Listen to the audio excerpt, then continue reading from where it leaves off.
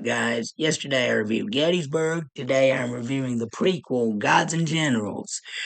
Yeah, this is one of my favorite Civil War movies, also. Gettysburg and Gods and Generals, two of my most favorites.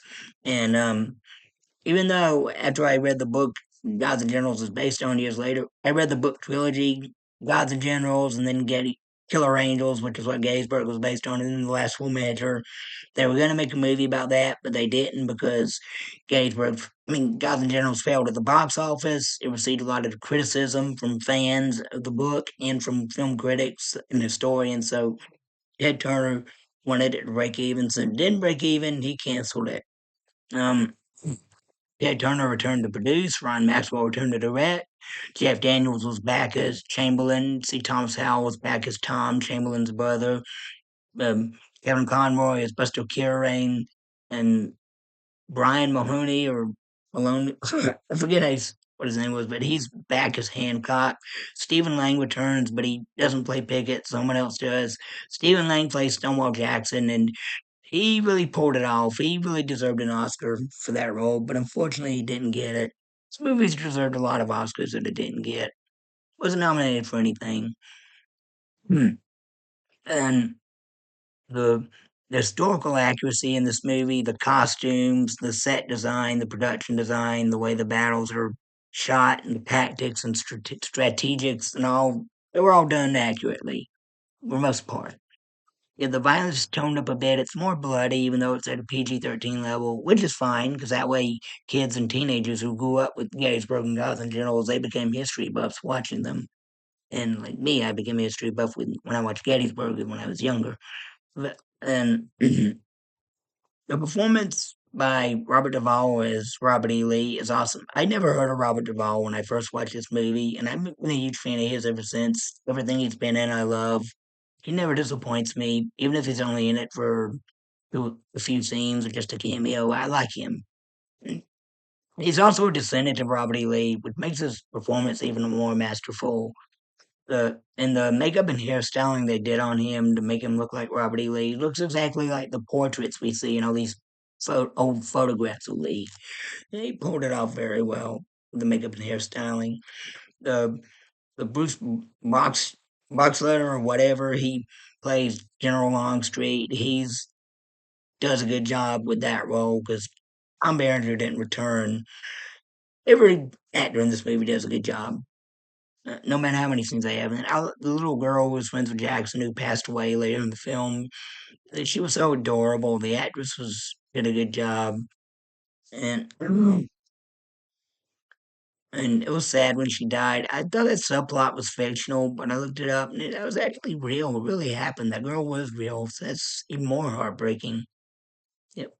Action in this movie is pretty good. The battle scenes are done very well. I already said that, but they keep you pumped up.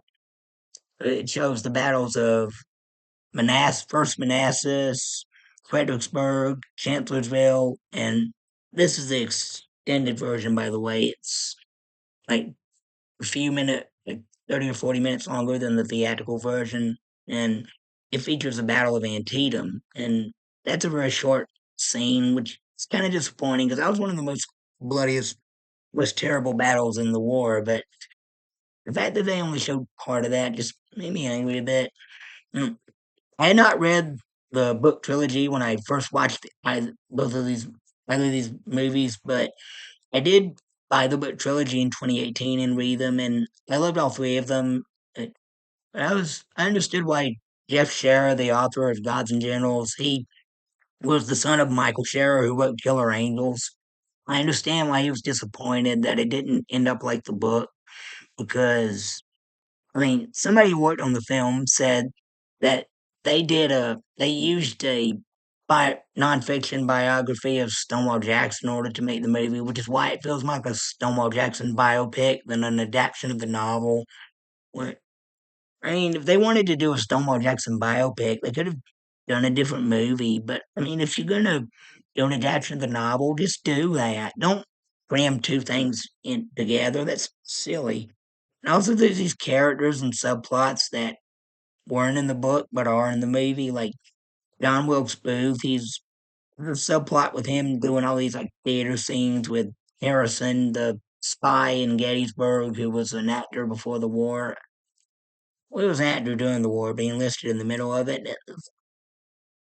I mean, we already know Harrison was an actor before the war. You don't need to show these scenes, but well, I like the one scene where Booth, when he's offered a chance to meet Lincoln, when Lincoln goes to one of his shows, and Lincoln is a character in the book, but this scene is not in the book, and he tells the director, "You can tell that tyrant, that destroyer of civil liberties, that warmonger, I'm busy." I really like that. But that would have worked better in like a conspiracy thriller about the Lincoln assassination, not in a movie like this that doesn't even have that scene in the book. Subplot wasn't needed, could have been left out. I wish somebody would. I wish Ron Maxwell would just do a third edit of the book movie that leaves out all these extra scenes that don't need to be there, and just add in the scenes that do need to be there, like the Battle of Antietam and a few scenes with Jackson that make the movie make sense. That's better. And also, there's a Chamberlain in the book. He's an inexperienced soldier because he's never been in the military before. He was a college professor, and when he enlisted, the book shows him like going through character development, trying to learn to be a better commander in the field, and having doubts about whether he will succeed in that or not.